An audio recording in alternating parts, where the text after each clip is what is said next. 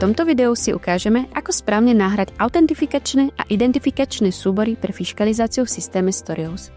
Fiškalizácia zabezpečuje, že vaše tržby budú evidované priamo v portáli finančnej správy v reálnom čase.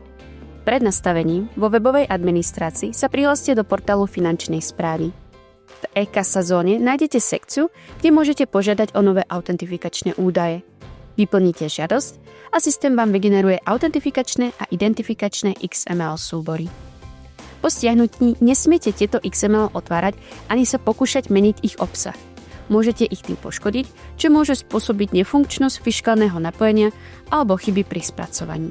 V administrácii Storious prejdite do sekcie Podniky a záložky Fiškalizácia. Ak používate jedno zariadenie, kliknite na Vybrať súbor pri Autentifikačné údaje XML a následne pri Identifikačné údaje XML. Potom vložte heslo, ktoré ste dostali spolu so súbormi a kliknite na Uložiť. Ak máte viac zariadení, vyberte konkrétne zariadenie a zopakujte rovnaký postup pre dané zariadenie. Po nahratí súborov zapnite pokladňu a otvorte aplikáciu Storious.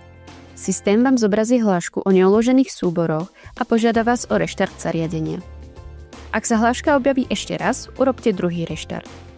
Po opätovnom prihlásení by sa mala zobraziť informácia, že fiškálne údaje boli uložené v poriadku v HDU, centrálny hardware dátového úložiska, čiže v pamäťovej karte vášho zariadenia.